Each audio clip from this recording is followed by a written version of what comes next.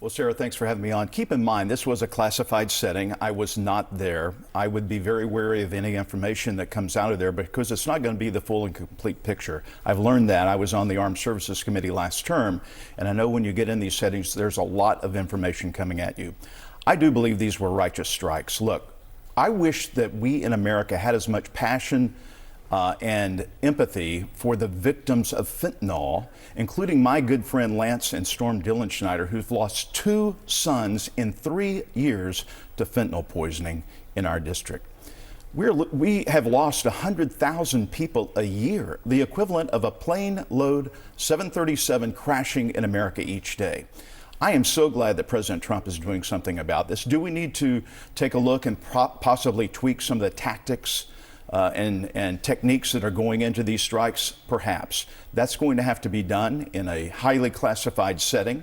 The mode in operation that the U.S. military used to take out these narco-terrorists is highly classified and should remain that way. Our Kate Baldwin was talking to a member of JAG who said this is murder. But also said, look, the Coast Guard has been doing this job for a very long time. Why not just leave it to them?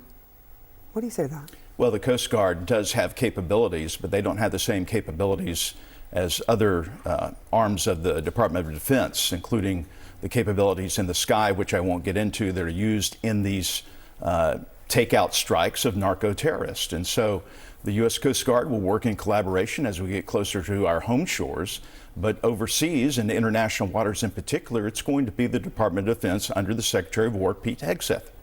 Let me ask you about whether or not, judging from what you're hearing, the very partisan divide on what people saw. They saw the exact same video. Yeah.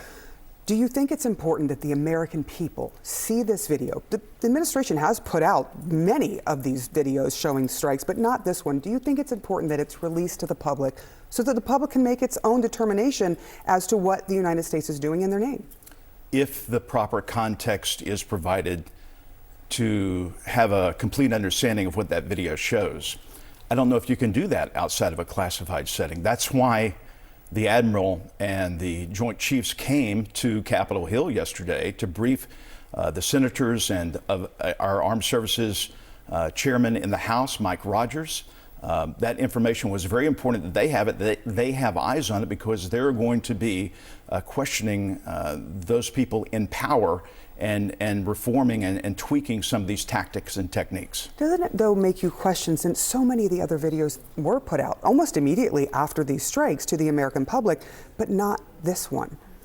Look, I'm a former journalist, as you know. Yeah. We used to work at the same TV station in Dallas. I am for full transparency. The more truth, the better for the American people.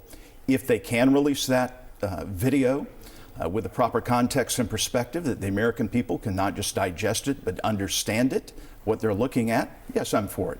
All right, I want to move on to the Inspector General's report that was made public on Secretary Hegseth and his use of Signal and his personal phone.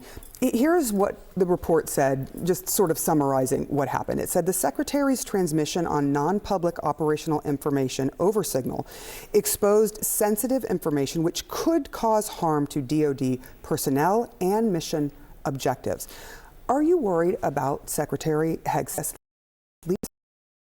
seeing here from the IG? Not one bit. I think Pete made a mistake in using Signal for some of this information, which was clearly not at risk, but it's something that probably should not have been put on Signal, as the IG's report says, but we've moved on from that.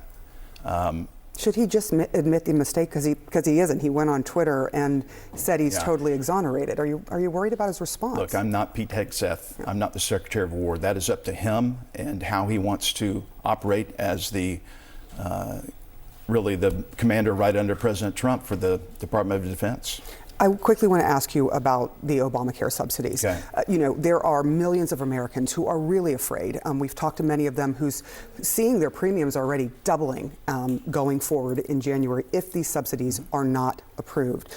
What is your plan when it comes to this? Do you want to see a vote where you extend these subsidies even for a short time to try and figure out a better system? What's your plan for them? Well, look, first off, the Democrats broke this with Obamacare 15 years ago. We're going to fix this. We had a meeting with Mike Johnson, our speaker, yesterday. They are working on a plan. I know everyone wants to see this plan. It's probably going to be revealed midweek of next week, possibly Wednesday. He's working with our doctors conference. We have quite a few physicians in Congress who are helping, and we're going to bring down premiums, we're going to bring down costs, and we're going to make health care more available for the American people. We are going to fix this system. We have a duty to do that, being in the majority. John Thune is going to bring it to a vote in the Senate. I doubt that it passes for these extensions of these COVID-era premium subsidies that have been going on now and keep going and rising, and the money going to the insurance companies. I think that's wrong. I think the American people... Do you have time to fix it? You only have like 9 legislative dates left. Yes.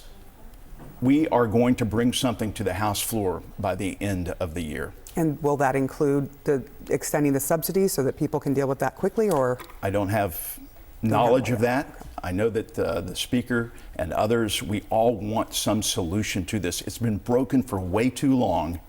It was never designed to succeed. It was designed to have universal health care, Medicare for all, and we're not doing that. We understand that people are hurting in America. We want to provide a solution, but it has to be reasonable, rational, and something that can be successful for the long term. Whatever you come up with, there are a lot of people, 64% in the last survey, that said they liked their Obamacare or their ACA care. We will have to see what you all come up with, and we'll have you back. Thank you, Sarah. It's a pleasure. Thank you. Appreciate it.